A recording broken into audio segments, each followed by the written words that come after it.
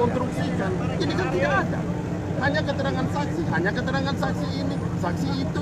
Tapi saksi yang perlu harus diingat bahwa di dalam penyidikan pihak termohon Polda Jawa Barat tidak ada kok dilakukan BAP konfrontir.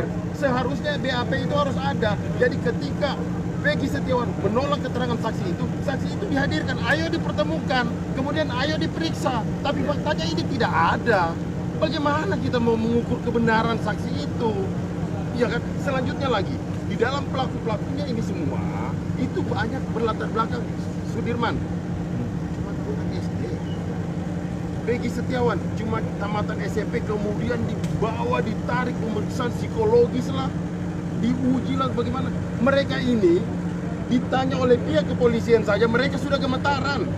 Jadi jangan samakan seperti kami gitu loh. Makanya saya bilang ini masuk betul-betul ditetapkan tersangka. Rujukannya adalah keterangan ahli. Menurut saya itu sangat keliru dan kami akan jawab. Kira-kira seperti saya tambahkan dikit ya, Pak. Bukti errornya persona yang mengenai ada face operation itu yang 99% betul. Sekarang begini. Kalau oke begini. Kalau yang pencocokan foto, loh ini kan foto yang diambil di 2016. Foto yang diambil di 2016 kemudian dicocokkan sama data Dukcapil. Ya pasti cocok Peggy Setiawan.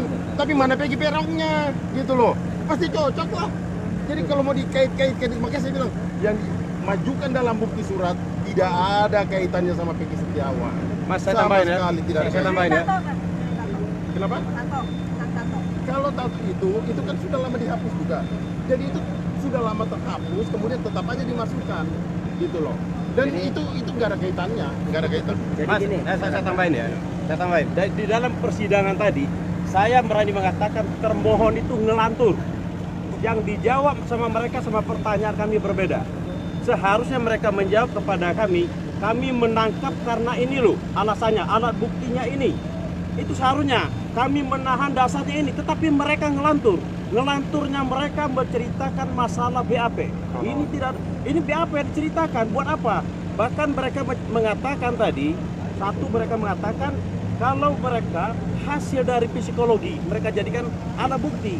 Hasil psikologi ini dikatakan kalau si Peggy Setiawan ini dikasih tahu fotonya si Pina berubah wajah, loh kok karena itu dijadikan jadi alat bukti. Ini sangat lucu loh, tapi kami masih tetap optimis, termohon akan dikabulkan. Jadi akan mudah menjawab di replik nanti ya Bang? Akan mudah. Termohon akan dikabulkan.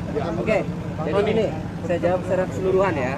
Jadi pada intinya penyidik Polda Jawa Barat selaku termohon dalam menjawab permohonan pra peradilan kami ya. Pertama ya, mereka mendasarkan pada putusan pengadilan di mana 8 terpidana itu sudah terbukti sudah menjalani, kemudian ada 3 DPO ya. Kita kupas Peggy alias Peron. Di dalam jawabannya ya, tidak ada bukti, alat bukti yang dengan pendekatan metode scientific ya, crime investigation itu tidak ada. Hanya dari keterangan saksi. Nah, saya bacakan nih. Ini yang kita tunggu-tunggu. Alat bukti apa yang dimiliki Polda Jawa Barat sehingga menetapkan tersangka. Saya bacakan ini. Keterangan saksi cuma Sudirman bin Suratno, Supriyanto, Jaya Lestliwon, Aep, Rudi, Pelor, Singgi Galang, Dede Riswanto, Saksmita, Abdul Pasren, ya, dan seterusnya. Kita bahas Sudirman.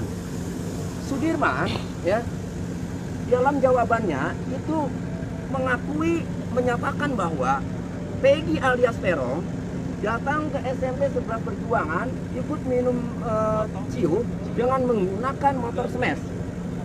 Tetapi kemudian di keterangan berikutnya yang dituangkan, Sudirman masih mengingat-ingat ciri-ciri Peggy Setiawan, Peggy Peron itu Peggy Setiawan, masih mengingat-ingat ciri Peggy Setiawan. Artinya kalau memang dia itu berdua sebagai pelaku, ngapain diingat-ingat? Kan gitu, ciri-cirinya begini, ini begini. Itu artinya ya, memang secara psikologis kelihatan sekali tidak ada di lokasi, tidak di TKP. Karena kalau berada di lokasi Sudirman cukup. Betul Pak, ini orangnya. Itu dalam keterangannya masih menjelaskan ciri-ciri yang ada tatonya, yang ada badannya begini. Iya temen SD, seingat saya ada kalimat seingat saya ya Sudirman ini. Nah itu diantaranya. Kemudian kedua AF ya, alat buktinya. Nah alat bukti AF ini ya, keterangan AF ini ya, seperti yang kita sudah dengar sama-sama, ya, hanya melihat dari jarak ya 100 meter, ya di sini 50 meter, yang hanya melihat dilempari saja. Setelah itu sama Dede Kurniawan balik kan karena ketakutan, sehingga pada saat itu HF tidak mungkin bisa mengidentifikasi orangnya. Lalu setelah ditangkap baru ada metode cocokologi. Setelah ditunjukkan fotonya si Peggy Setiawan, baru oh iya ini menggunakan motor Suzuki Smash dan seterusnya. Nah, hanya itu ya, yang lainnya semua keterangan saksi. Yang terungkap adalah pertama ya, pada tahun 2016 menyita kendaraan sepeda motor merek Suzuki Smash punya Peggy Setiawan, tidak ada penetapan atau izin dari ketua pengadilan. Itu sudah terbukti tadi ya dengan jawabannya. Kedua, dalam KUHP ya, dan dalam putusan Mahkamah Konstitusi nomor 21 tahun 2014 untuk dapat menetapkan tersangka ya, selain memiliki 2 alat bukti itu harus diperiksa dulu sebagai saksi. Nah tadi secara tidak langsung jawabannya tidak mampu mendalilkan bahwa Peggy Setiawan diperiksa sebagai saksi terlebih dahulu, hanya sebagai tersangka langsung ya. Kenapa? Iya, artinya kalau ini kan berdasarkan putusan pengadilan. Dalam putusan Mahkamah Konstitusi itu minimalnya diperiksa dulu sebagai saksi sebelum ditetapkan tersangka. Dan ternyata DPO itu yang kita dengar sama-sama ditetapkan Polda Jawa Barat 2014, tadi jawabannya ternyata DPO sudah ditetapkan pada tanggal 15 September tahun 2016. Sementara dalam aturannya untuk menetapkan DPO itu ya, itu harus sudah tersangka dulu. Jadi belum ditetapkan tersangka sudah ditetapkan DPO. Nah sehingga ini DPO-nya saja melanggar.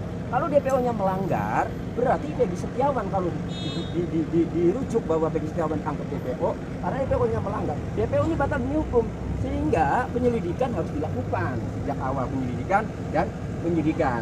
Nah kesimpulannya, apakah alat bukti ya itu sah atau tidak? Nah nanti ya ini hanya keterangan saksi.